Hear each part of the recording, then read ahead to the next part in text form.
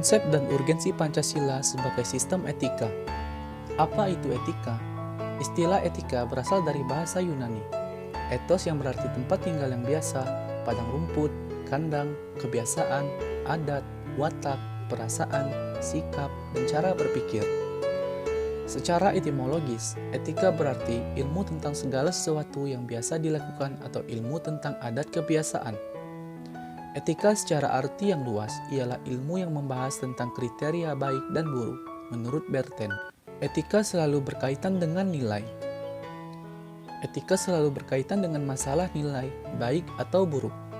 Beberapa pengertian nilai dalam penggunaan secara umum. 1. Sesuatu yang fundamental yang dicari orang sepanjang hidupnya. 2. Suatu kualitas atau tindakan yang berharga, kebaikan, makna, atau pemenuhan karakter untuk kehidupan seseorang. 3. Suatu kualitas atau tindakan sebagian membentuk identitas seseorang sebagai pengevaluasian diri, penginterpretasian diri, dan pembentukan diri. Aliran-aliran etika yang bisa diperhatikan pada tabel berikut ini. Dan di sini kita akan membahas tentang urgensi dan alasan Pancasila sebagai sistem etika. Dapat kita lihat pada poin yang pertama, yaitu dekadensi moral yang melanda kehidupan masyarakat, terutama pada generasi muda, sehingga membahayakan kelangsungan hidup bernegara. Contohnya, penggunaan narkoba, kebebasan tanpa batas, dan rendahnya rasa hormat ke orang tua. Poin yang kedua, korupsi akan bersimaharajalela karena para penyelenggara negara tidak memiliki rambu-rambu normatif dalam menjalankan tugasnya. Ketiga, kurangnya rasa perlu berkontribusi dalam pembangunan melalui pembayaran pajak. Poin yang keempat, pelanggaran HAM dalam kehidupan bernegara di Indonesia ditandai dengan melemahnya penghargaan seseorang terhadap hak orang lain. Dan poin yang terakhir adalah kerusakan lingkungan yang berdampak terhadap berbagai aspek kehidupan manusia, seperti kesehatan dan nasib generasi yang akan datang. Terima kasih. Menggali sumber historis. Pada zaman Orde Lama, Pancasila belum ditegaskan sebagai sistem etika, hanya sebatas pandangan moral dan masih berbentuk sebagai filosofische Grundslag atau Weltanschauung. Pada zaman Orde Baru, Pancasila sebagai sistem etika disosialisasikan melalui penataran P4 dan diinstitusionalkan dalam wadah BP7. Pada era reformasi, Pancasila sebagai sistem etika sudah ada tetapi kembali tenggelam karena adanya abuse of power, baik di lembaga legislatif, eksekutif, atau yudikatif. Hal inilah yang mengakibatkan korupsi di berbagai kalangan. Sumber sosiologi Pancasila sebagai sistem etika dapat ditemukan dalam kehidupan masyarakat berbagai etnik di Indonesia. Misalnya, orang Minangkabau dalam hal bermusyawarah memakai prinsip bulat air oleh pembuluh, bulat kata oleh mufakat. Masih banyak lagi mutiara kearifan lokal yang bertebaran di bumi Indonesia ini sehingga memerlukan penelitian yang mendalam. Menggali sumber politis. Sumber politis Pancasila sebagai sistem etika terdapat dalam norma-norma dasar atau Grundnorm sebagai sumber penyusun berbagai macam peraturan perundang-undangan di Indonesia. Hans Kelsen juga mengatakan bahwa teori hukum itu suatu norma yang berbentuk piramida. Norma yang lebih rendah memperoleh kekuatannya dari suatu norma yang lebih tinggi. Semakin tinggi suatu norma, akan semakin abstrak sifatnya dan sebaliknya. Semakin rendah suatu norma, akan semakin konkret norma tersebut. Dikutip dari Kailan 2011.2.487. Di dalam etika politik, terdapat tujuan, sarana, dan aksi politik.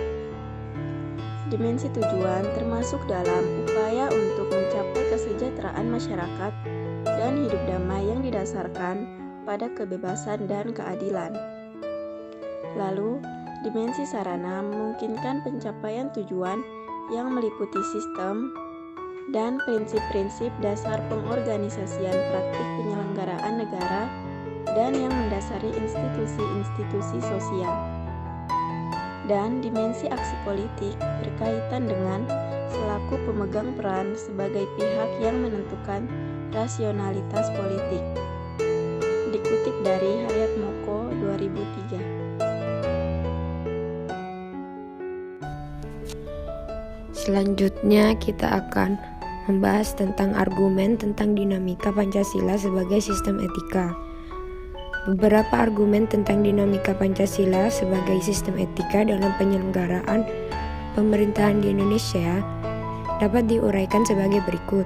Yang pertama, pada zaman Orde Lama, pemilu ini diikuti banyak partai politik, tetapi hanya dimenangkan oleh 4 partai politik. Di antaranya adalah BNI, Masyumi, NU, dan PKI. Yang kedua, pada zaman Orde Baru, sistem etika Pancasila diletakkan dalam bentuk penataran P4.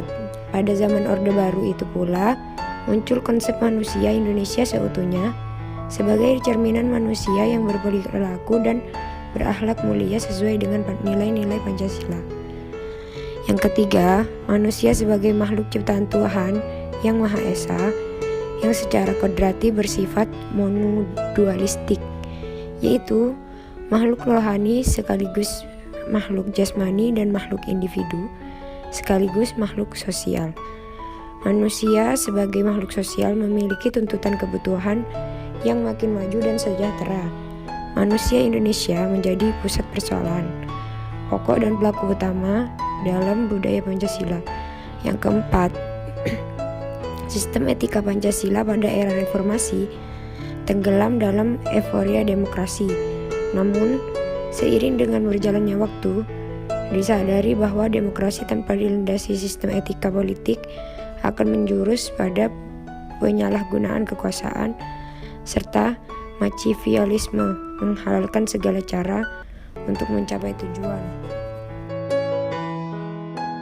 Argumen tentang tantangan Pancasila sebagai sistem etika.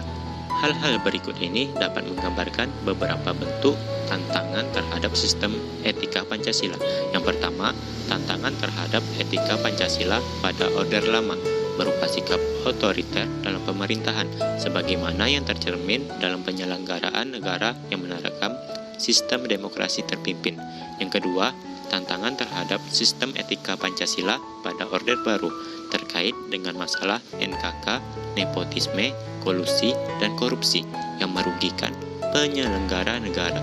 Yang ketiga, tantangan terhadap sistem etika Pancasila pada era reformasi berupa euforia, kebebasan berpolitik sehingga mengabaikan norma-norma moral. Terima kasih. Esensi Pancasila sebagai sistem etika. Pertama, hakikat sila ketuhanan terletak pada keyakinan bangsa Indonesia bahwa Tuhan sebagai penjamin prinsip-prinsip moral. Kedua, hakikat sila kemanusiaan terletak pada actus humanus, yaitu tindakan manusia yang mengandung implikasi dan konsekuensi moral yang dibedakan dengan actus homini, yaitu tindakan manusia yang biasa. Ketiga, hakikat sila persatuan terletak pada kesediaan untuk hidup bersama sebagai warga bangsa yang mementingkan masalah bangsa di atas kepentingan individu atau kelompok. Keempat, hakikat sila kerakyatan terletak pada prinsip musyawarah untuk mufakat. Artinya, menghargai diri sendiri sama halnya dengan menghargai orang lain. Kelima, hakikat sila keadilan sosial bagi seluruh rakyat Indonesia merupakan perwujudan dari sistem etika yang tidak menekankan pada kewajiban semata, deontologis, atau menekankan pada tujuan belaka, teologis, tetapi lebih menonjolkan keutamaan virtu etik yang terkandung dalam nilai keadilan itu sendiri. Urgensi Pancasila sebagai sistem etika. Terdapat 6 poin yang terkait. Poin pertama, banyaknya kasus korupsi yang melanda negara Indonesia sehingga dapat melemahkan sandi-sandi kehidupan berbangsa dan bernegara. Poin kedua, masih terjadinya aksi terorisme yang mengatasnamakan agama sehingga dapat merusak semangat toleransi dalam kehidupan antar umat beragama dan meluluhlantahkan semangat persatuan atau mengancam disintegrasi bangsa. Poin ketiga, masih terjadinya pelanggaran hak asasi manusia atau HAM dalam kehidupan bernegara, seperti kasus penyerbuan lembaga permasyarakatan Cibonggong, Yogyakarta pada tahun 2013 yang lalu. Poin keempat, kesenjangan antar kelompok masyarakat kaya dan miskin masih menandai kehidupan masyarakat Indonesia. Poin kelima, ketidakadilan hukum yang masih mewarnai proses peradilan di Indonesia, seperti putusan bebas bersyarat atas pengedar narkoba asal Australia, Scarpel Corby. Poin yang keenam, banyaknya orang kaya yang tidak bersedia membayar pajak dengan benar, seperti kasus penggelapan pajak oleh perusahaan, kasus penanaman perpes yang menghindari atau mengurangi pembayaran pajak.